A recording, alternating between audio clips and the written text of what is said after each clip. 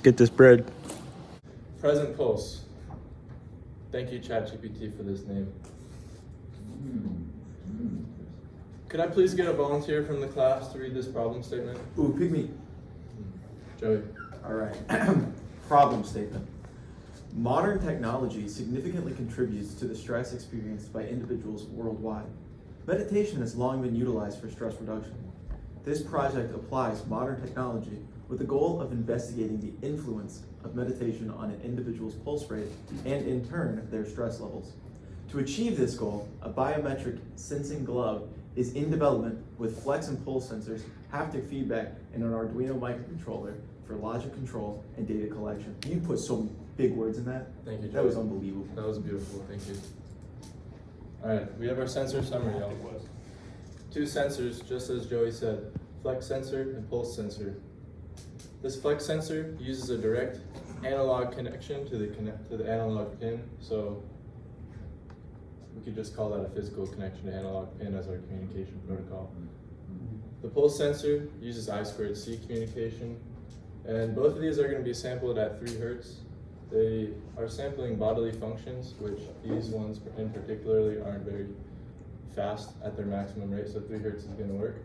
They're both analog, but this pulse sensor here has an onboard analog to digital converter, so the signal coming out is going to be a digital signal.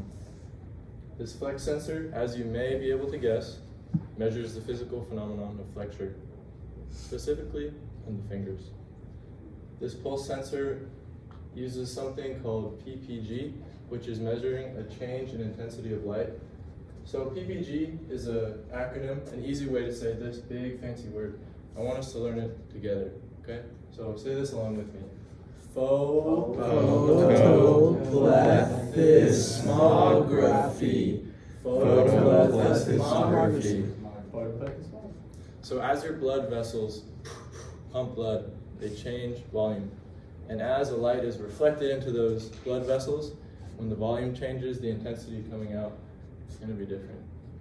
So we're able to get some beautiful measurements because of that. But both of these sensors have limitations.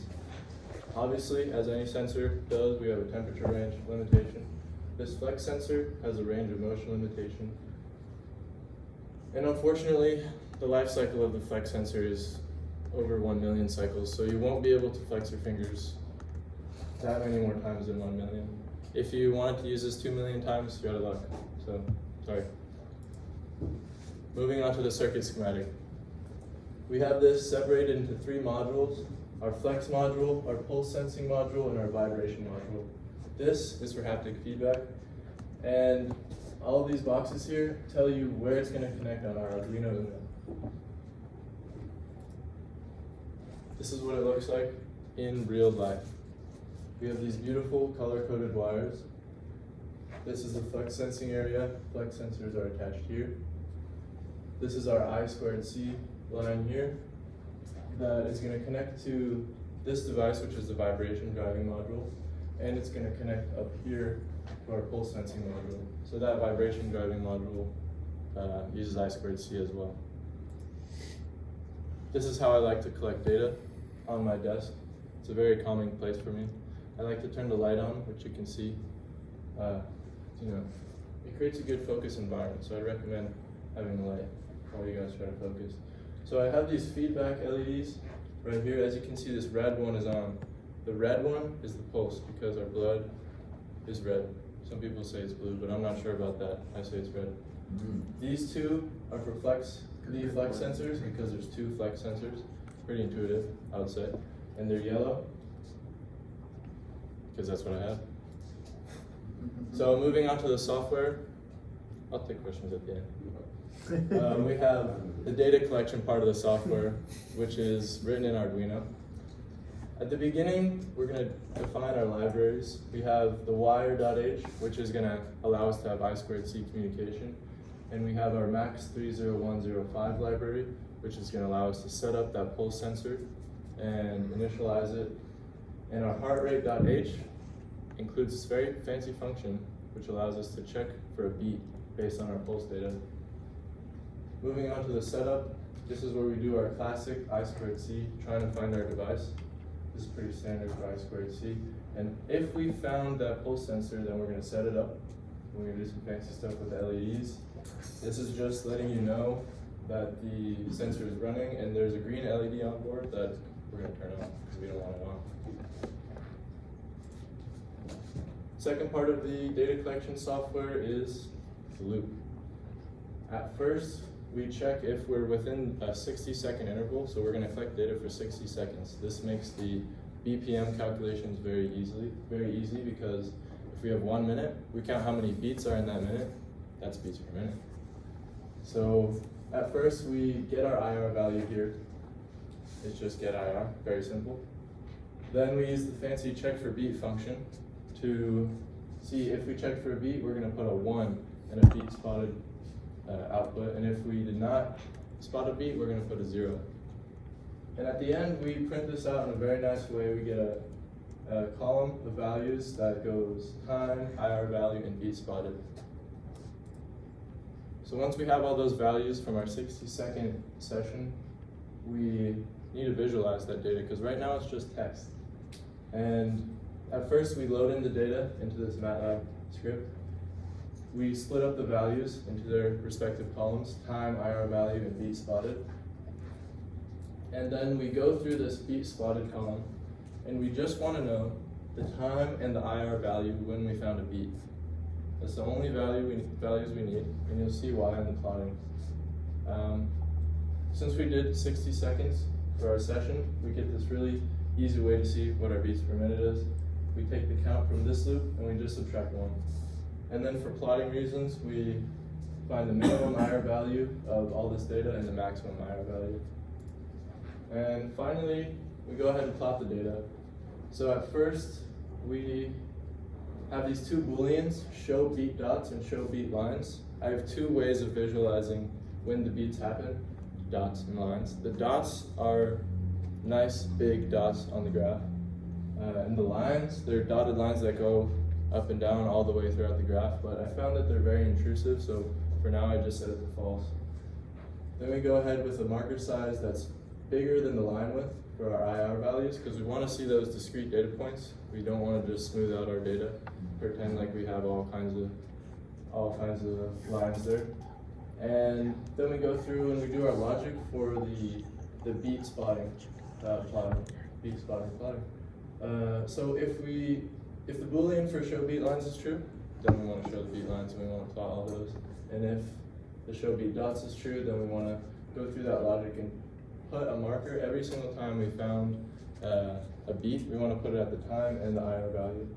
And then finally we have some beautiful things for our X label and our Y label. Seems like the Arduino next steps were skipped, but the next steps for MATLAB is to not just use the fancy function, but to use to make a check for beat function from scratch, which we'll need a high pass filter for. And we also want to gather our flex data because we're not doing anything with our flex data yet.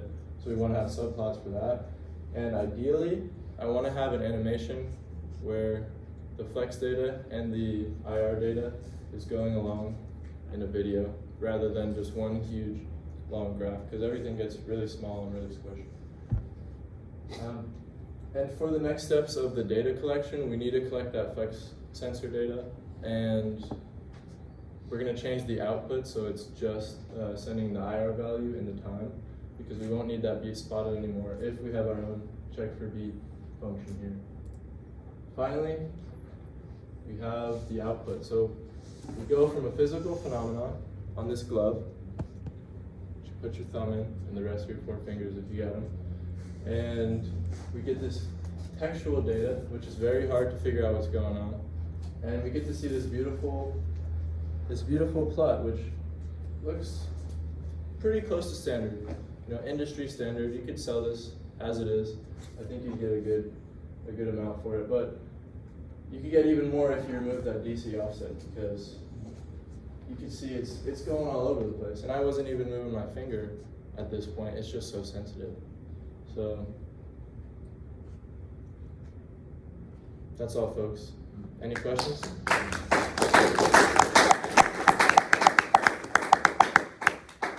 Daniel, how much are you selling could sell it. Yeah, I'm actually not selling it, it's free. Dibs. Joey, I know earlier you were talking about sign language. Are you kind of off that track now? completely off that track. Sounds good. Alex? Where's the haptic feedback you put into this project? That's a great question.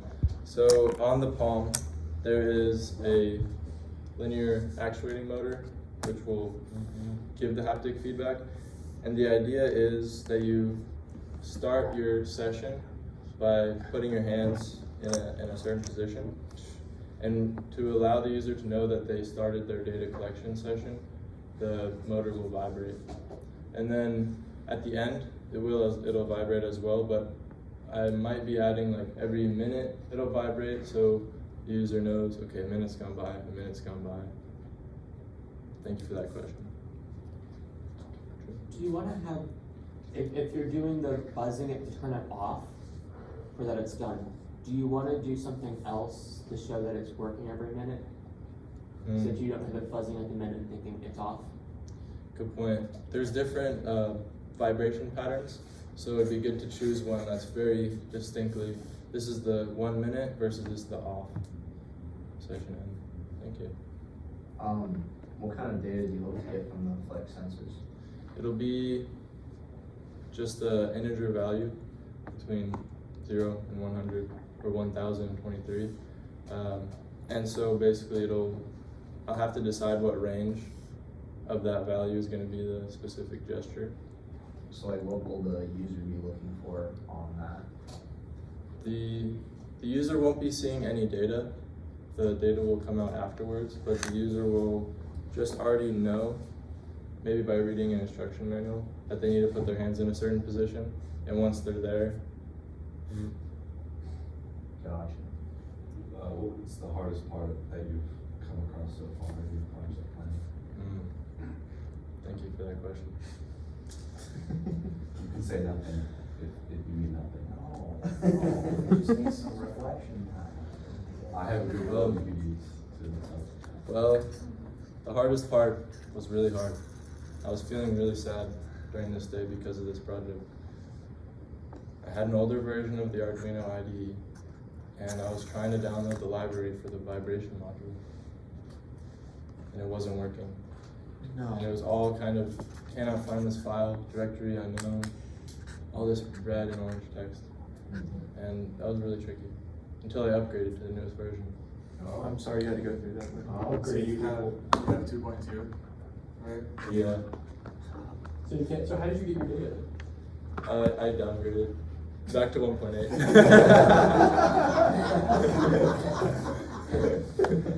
Hang on, so this right here, I misunderstood it. That's not flex sensor, that's IR data. This is IR. So what did you use a flex sensor for?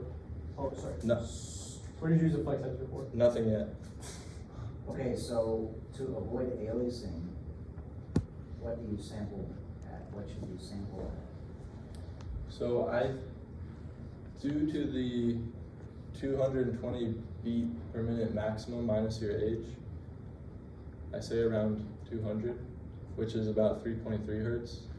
But I don't expect my heart rate to go to that level, and I like even numbers, so 3 hertz is going to be a maximum of 180 beats per minute. Your heart rate shouldn't be that high for minutes. Just wait till it scares you. So 3 hertz is what you would want to capture, so then what do you sample at? One beat, or one sample every about 20 milliseconds. Okay, so it's that 3 over 20, right, or something like 3 over 10, so a fraction of 3 hertz, right? Yeah, Okay. the sample frequency. Or Oh, a 20? multiple of 3 hertz, sorry, so like 20 times. Actually, yeah, so maybe 60 hertz. 60 hertz. Yeah, because that would be the system frequency, There you so go. we'd want to do. But I don't know if it can go that fast because when I did the loop time, it was between whatever the time is, the frequency between 10 times the system frequency and 20, so I have to go more close to 20 or 10 times it. Understood. Yeah, so it maybe looks 30. like- So your red up there are the heartbeats and the blue are the samples, is that right? Samples, yeah, and it's just going as fast as the program's going to run right now. There's no sample rate implemented. That's a great project. I love it. Thank you.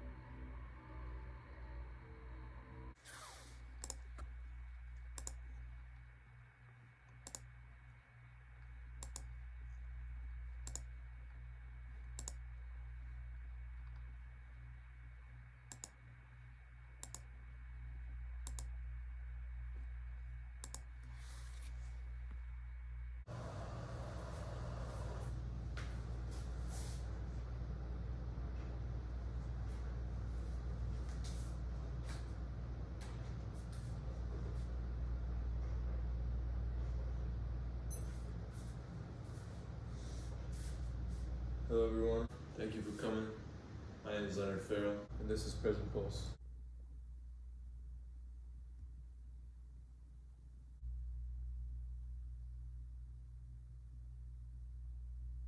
PresentPulse. Thank you, ChatGPT, for this name. Could I please get a volunteer from the class to read this problem statement? Ooh, pick me. Joey. All right. Problem statement. Modern technology significantly contributes to the stress experienced by individuals worldwide. So PPG is an acronym, an easy way to say this big fancy word. I want us to learn it together, okay? So say this along with me. Photoplethysmography. And ideally, I want to have an animation where the flex data and the IR data is going along in a video. Hello everyone, thank you for being here. My name is Leonard Farrell, and this is PresentPulse. Can I have 3 volunteers from the class to help me read this? Leave your hands raised so I can point to you. Modern technology significantly contributes to the stress experienced by individuals worldwide. Meditation as a tool has long been utilized for stress reduction. Biometric sensors are the modern technology that enable the investigation of meditation. Round of applause for y'all. Thank you. So I'm using 2 analog flex sensors. That's actually not part of my presentation, but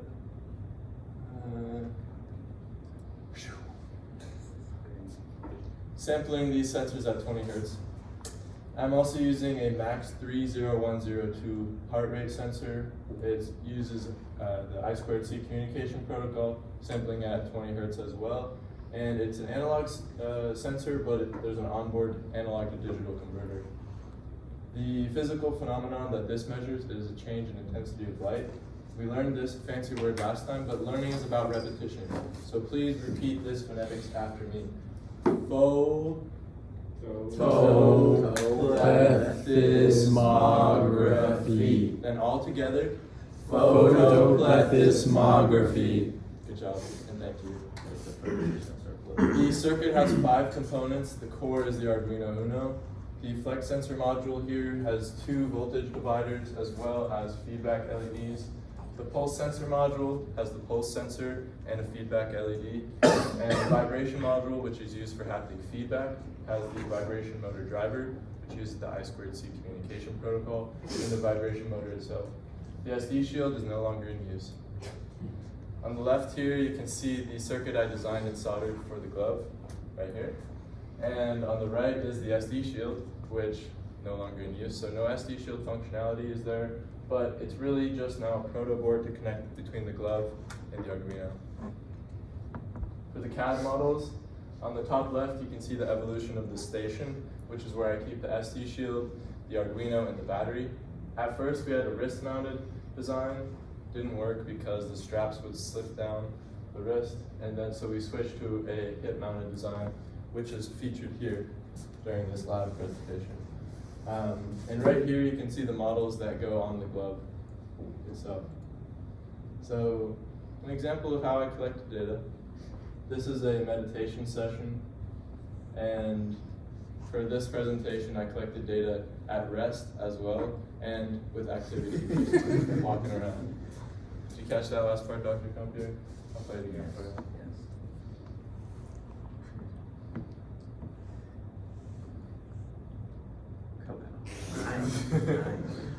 So for the Arduino section of the code, there's always going to be a 1 block for the global variables and a 2 block for the setup. And here for the block 3, we are collecting the pulse data and then printing it to serial monitor. Now this is for the hand gesture recognition. Specifically, we're using the Gyan Mudra, which is used often in meditation. After the 1-2 block, we have all of the gesture detection logic and then either starting or stopping a session. And this asterisk here shows us that we're using the function in block 7, which is determining whether the flex sensor value is above or below a certain predetermined threshold. I've also included a double tap functionality. It's very similar to the Gyan Mudra, but now we have a timing component that we have to take into account. And that is now in block 7. The register tab has all of that functionality within it. Here's an example of how the hand positions look. Double tap and Gyan Mudra. Now after we collect that data from the Arduino, we have to process it and visualize it so we can turn it into something useful. And I use MATLAB for that. So first, the scheme of this MATLAB script is a big function that I'm going to go into first, and then afterwards we use the function. So the first thing we need to do inside this function is load in the session data, plot it, and then animate it. So you can see on the subplot on the left, the first subplot is the flex sensor data. The dotted lines are the thresholds, and on the bottom is the pulse data. You can see that for a certain period of time, the pulse data is at 0, and then it jumps, and you can see the pulses.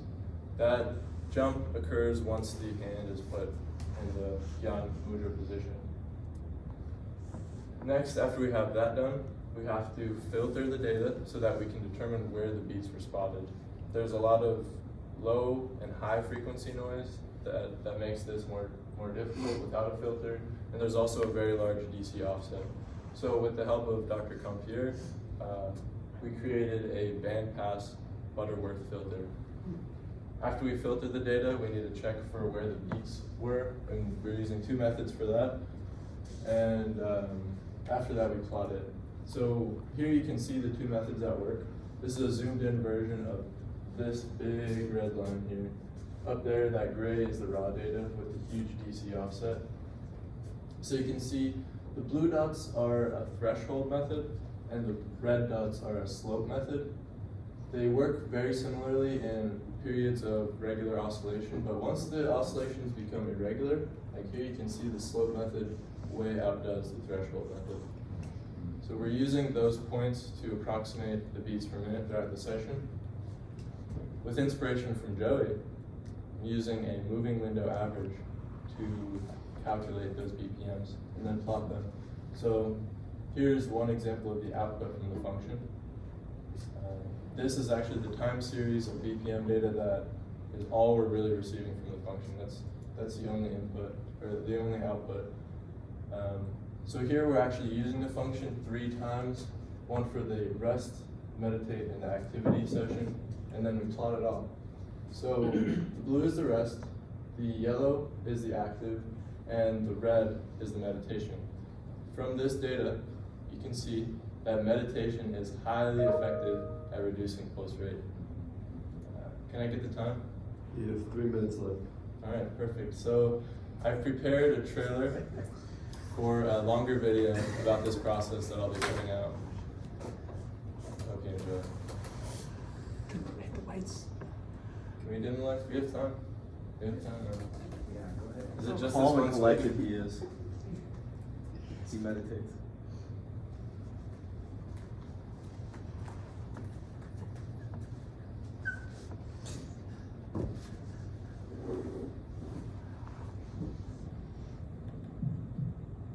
Feels so relaxed.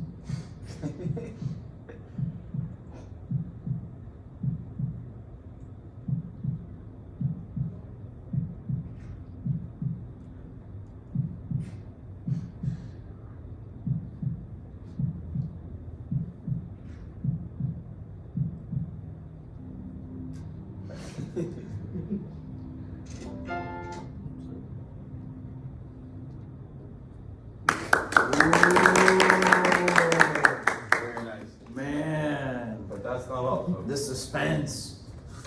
I can't wait.